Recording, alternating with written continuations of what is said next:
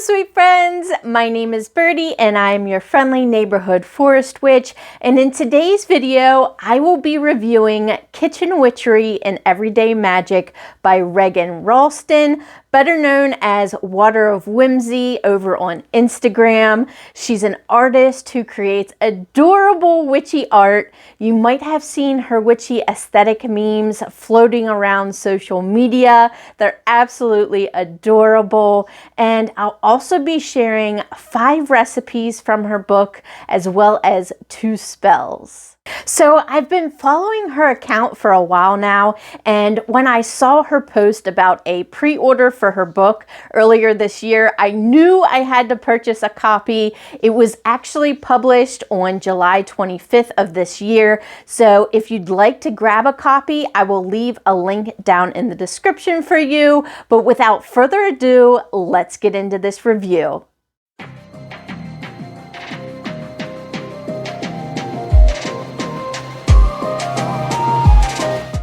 So I'd have to say Regan's book is more set up as a cookbook rather than a standard book, but it also has different spells, rituals, and witchy knowledge throughout each section as well. She also sprinkles in some whimsical literary references from The Secret Garden and Sleepy Hollow, to name a few, which I absolutely love. And you know she had to also include her cute little illustrations throughout the book as well. And as far as the book's organization, she categorizes it into 4 different sections called morning, noon, evening, and night, with corresponding recipes, rituals, and spells. In the first section, she provides a morning meditation along with some suggestions for bullet journaling and free verse, which you know I loved. She also shares recipes involving coffee, tea, parfaits, and breakfast foods in this section, and these are paired with helpful affirmations, rituals, and witchy ideas like building a grimoire page for herbal magic. And from this section of the book, I have chosen 2 recipes to share with you. The first is a tea. It's called a Roseberry Tea, which is made for those days where you're feeling a little burnt out and worn down. So for this recipe, you'll need 2 bags of cranberry tea, your preferred brand, 2 teaspoons of dried rose flowers, 2 cups of water, and 2 tablespoons of honey. First, place the tea bags and flower petals in a heat-resistant cup and heat the water to boiling.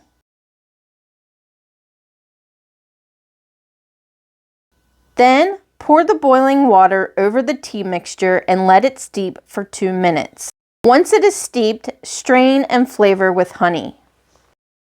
This tea was so good. Although I personally love fruit and floral teas, but putting them together, oh my goodness, and just with a little bit of honey, it's that sweet, fall-y, Christmassy flavor that I absolutely love. So if you're looking for a new tea to try, definitely try this one. It is so good. She also provides a spell you can craft that corresponds with each of the tea recipes, and she calls it a spell in your pocket. How cute is that? She states, while concocting your tea blend, combine the same ingredients into a small sachet. As you drink your finished tea, consider the intentions that went into that particular cup and corresponding sachet. The secret of this ritual is the intentional and physical motions of combining symbolically significant herbs and ingredients in a way that resonates with your given state and desires.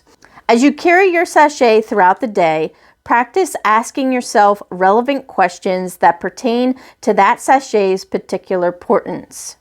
Meditate on these questions and revel in the answers that may arise. The next recipe I chose from the morning category is potato and chive pancakes, and the kids absolutely loved these. Regan states that in some folk magic, it was prescribed that patients suffering from arthritis or rheumatism carry a potato in their pocket to help alleviate the aches and pains of everyday life. While this recipe isn't for carrying in your pocket, it's certainly meant to invoke all the same heartening and healthful energies of that common potato pocket lore. In witchcraft, the potato represents stability and the basic necessities of life. As you enjoy these pancakes, take comfort in the everyday blessings that surround you. So for this recipe, you'll need 4 potatoes, 2 tablespoons of butter, 1½ teaspoons of salt, and 1 1/4 cup of milk. And these are the ingredients you'll need to make the mashed potatoes. Then for the pancakes, you'll need 2 cups of mashed potatoes, 2 eggs, 1/4 cup of flour, 2 to 3 tablespoons of milk, plus more as needed, 2 tablespoons of diced fresh chives. Now, I didn't use fresh ones, I just used freeze-dried and they worked great. 1/2 teaspoon of garlic powder, 1/4 teaspoon of paprika, 1 to 2 tablespoons of oil for the pan.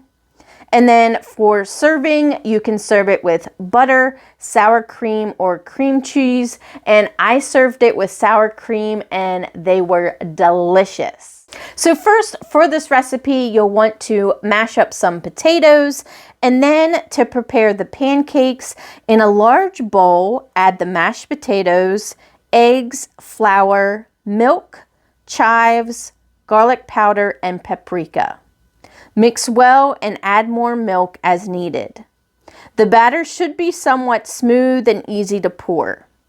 Then prepare the skillet by heating the oil at medium heat and pour 1/4 cup of the batter mixture into the skillet.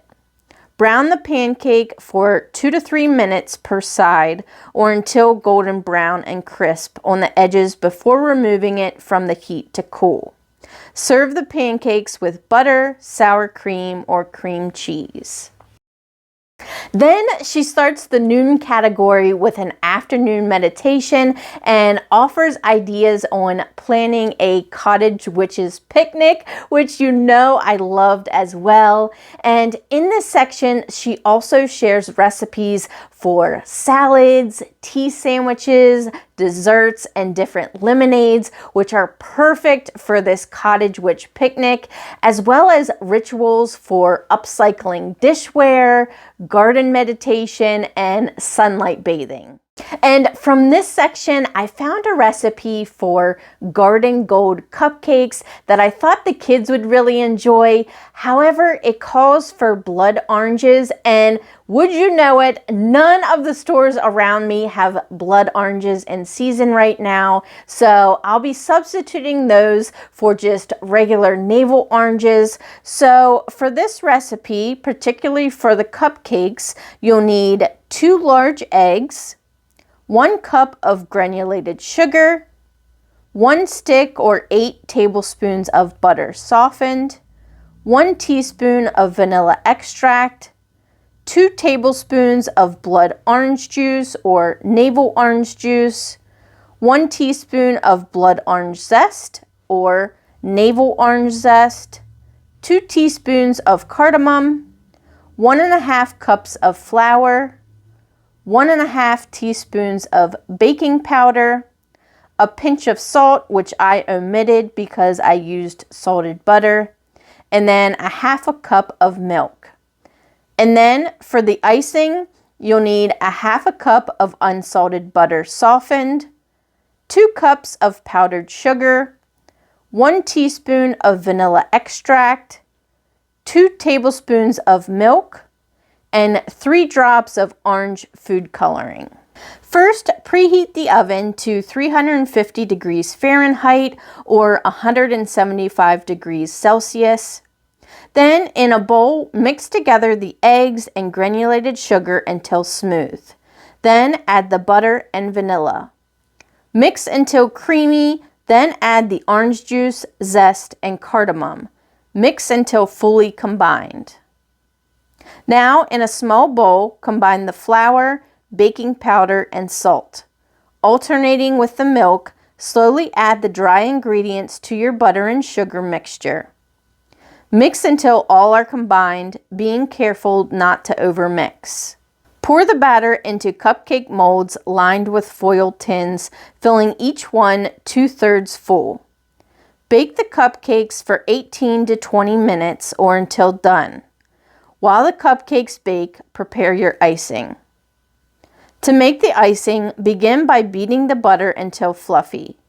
Add the powdered sugar, vanilla, and milk, whisking as you go to maintain the texture. Finally, add the orange food coloring until the icing has a color similar to a marigold flower. Once the cupcakes have come out of the oven, cool them to room temperature before icing. With a pipette, cover the cupcakes in a marigold pattern, starting with small splotches of icing in a circular pattern at the center of the cupcake. Branch out with subsequently larger circles of petals until the cupcake is fully covered with icing. So my piping abilities aren't the greatest, but these cupcakes tasted so good. So you got the spice of the cardamom and the hint of the orange, and then of course the cupcake, the icing decoration is supposed to look like a marigold. So this is the perfect treat for a fall day, and I absolutely loved it. Then she begins the next category with an evening meditation and includes a section about salad making with a green witch. And this category includes not only salad recipes, but also charcuterie board ideas that look absolutely delicious, as well as a whole section about hosting a Sleepy Hollow soiree with corresponding recipes that would be perfect for Samhain. So in this category, I chose to make the wilted green salad. I actually made this to pair with the potato and chive pancakes one evening for dinner, and this salad successfully connects the potency of greens with the savory comfort of the hearth and makes for the perfect pop of green on your table and in your belly this fall or winter season. So for this recipe, you'll need 5 strips of bacon cut into small pieces, 2 tablespoons of olive oil, 1/4 teaspoon of red pepper flakes, 1 clove of garlic diced, 3 cups of fresh spinach, 2 cups of arugula, 2 cups of chard, 2 cups of baby kale, 1/2 cup of sliced red onion, 1/4 teaspoon of salt, and 2 tablespoons of balsamic vinegar. First, in a pan, cook the bacon until tender, drain the grease, and set the bacon aside. Now, I would like to note that instead of draining the bacon fat and using the oil, I actually omitted the olive oil and just used that really nice fatty bacon grease to wilt the greens in. Then in the same pan, add the olive oil, red pepper flakes, and garlic. Allow these to cook until fragrant. Then add the spinach, arugula, chard, and kale. Cook until the greens are just wilted and transfer them to a serving bowl. To the greens, add the cooked bacon, reserving some for garnishing, red onion, salt, and balsamic vinegar. Serve the salad hot, season with salt, and garnish with extra bacon. I would also like to note that I didn't use chard just because I couldn't find any at my local store, and I also omitted the red pepper flakes just because the majority of my family doesn't like spicy stuff. But all in all, this salad was so good. So you get a little bit of the bitter flavoring from all the greens with that savory, salty fattiness from the bacon. And oh my goodness, I absolutely loved it. It tasted so good. Then, last but not least, is the night category, which begins with a night meditation and includes recipes for cocktails, decadent desserts, and anointing oils. She also ends this section with a kitchen cleansing involving bell magic, which I found really useful for my own kitchen witchery practice. So for this section, I chose to craft an oil infusion for wishes, and Regan states, to bring a wish to fruition, it is said that you should write your wish on a sage leaf and sleep with it under your pillow for 3 days. Not only will your wish be granted, but your dreams will be blessed with visions of your wish and its fulfillment. In this oil, we combine the whimsical wish-granting sage and rich olive oil to create a potent infusion for boosting wish-making magic. Consider using this oil with your cooked spells or rituals involving the ideals of goals, hopes, and intentions. As you pour in the oil, consider your wish and begin to identify the way in which this wish may become reality. Utilize Sage's boosting energies to create goals and focus on the path towards that which you seek. So for this simple oil infusion, you'll need a half a cup of fresh sage leaves and 2 cups of extra virgin olive oil. First, cut the sage leaves and combine them with the olive oil in a clean, airtight container. Allow the mixture to sit for 2 to 3 weeks and then taste for flavor. When the infusion is to your liking, strain the sage leaves and store the remaining oil in a fresh, clean jar. So I haven't tried this oil in any of my cooking yet, but for each oil infusion, Regan also includes a corresponding candle spell that you can use with the oil. So for example, the oil for wishes can be used for a wish fulfillment ritual, and Regan states, for a wish fulfillment ritual, I would recommend anointing an orange candle with the oil infusion for wishes. Orange represents ambition and helps to guide your energies towards fulfillment of a goal or idea. In this way, you're combining the idea of your wish with practical feet on the ground momentum. As you light the candle, focus on the flame and consider your wish in your mind. Begin to imagine the steps forward that will help to bring your wish into reality. Practice steady breathing with the mantra, I can achieve this wish. It is only a matter of time. Now that I've talked about the contents of the book, let's talk about my thoughts. And I think she provides unique, delicious recipes throughout the entire book. And she also offers some beautiful magical practices that you can definitely easily incorporate into your everyday practice.